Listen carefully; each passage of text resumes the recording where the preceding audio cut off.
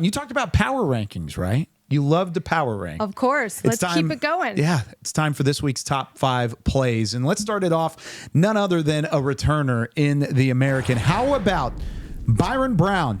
6:30 to play in the first. No score between South Florida and Bethune-Cookman. The read option. He was talking about his pocket presence. What about the rocket presence from Brown? Taking off from 42 yards out. USF wins big, 48-3.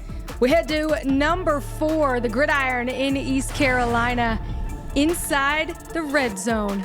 Quarterback Jake Garcia hits Desario Riles as Riles soars into the end zone, takes out the pylon to go with it. Puts on that Superman cape and, man, celebrated by his teammates as they go on to cruise to a 42-3 victory.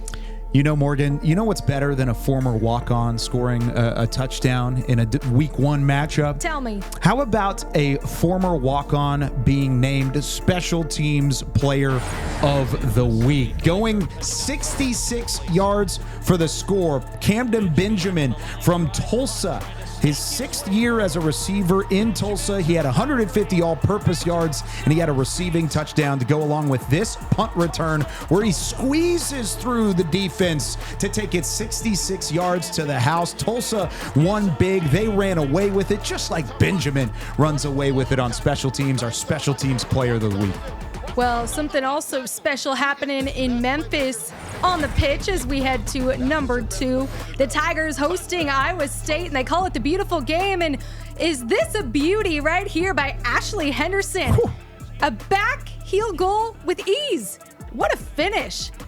And the top 10 Tigers, they go on to win 4-2. Something special brewing there for sure in Memphis. What kind of coordination does that take to be able to go back heel? I can't even kick going forward. You're talking about going behind the back like that? I was going to say, I have no coordination, so don't ask me. Not a part of my game at all. You know what else isn't a part of my game? How about interception returns? We talked to him early on. You already know him. You love him. Rayshon Pleasant, 100-yard interception return to the house. The first one for the Tulane Green Wave since 1971. 100 yards. It's a long time to talk through a highlight because he has to go the length of the field. Doesn't matter if he's got the 4.3 speed. He said he was gassed at the end of it. Got the job done. He thanked his blockers up front. He said there was great vision to form a lane for him and get him into pay dirt.